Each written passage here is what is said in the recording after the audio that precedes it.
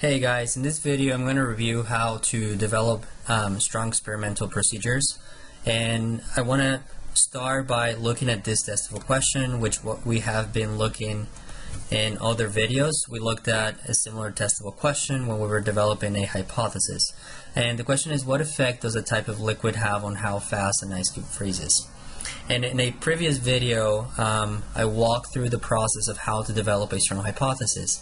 And I said that a strong hypothesis needs to have a statement and a why, and an explanation to why your statement is correct. So here in this hypothesis, in this example, it says, I predict that the juice will freeze the slowest because it has the most sugar out of the three liquids. So in this case, this is my statement, and this statement is connected to this reason. Okay, so now that we have a testable question, we have a hypothesis, the next thing you need to do is to write the procedures before you actually do your experiment so that you have an idea of what you're going to do. But this is what not to do, okay? This is definitely a what not to do. And if you look at this example right here, it says, first, gather materials. Second, place materials in a spot. Third, check the liquids. Finally, measure how long it takes for the liquids to freeze. So this is a what not to do because it is not specific. What you need to do when you're creating procedures is actually be specific. And you can kind of think of this picture right here. When you're developing procedures, you're basically helping people see what you did. You're creating a picture of what you did in their heads.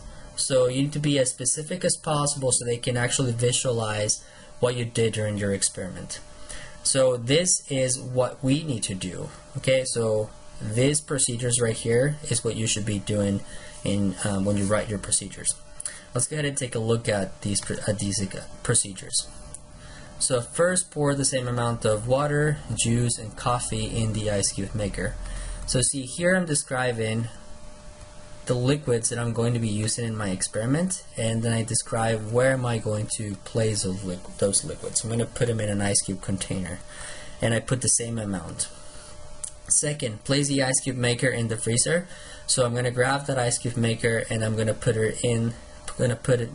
the ice cube maker in the freezer, just like in the picture, and check the freezer in intervals of 5 minutes. So I talk about how often I'm going to check the liquids, and the reason why is because maybe, right, you forget that you place the ice cube maker inside the freezer, and then all three liquids freeze, and you didn't actually realize or measure how long it took for each one of the liquids to freeze.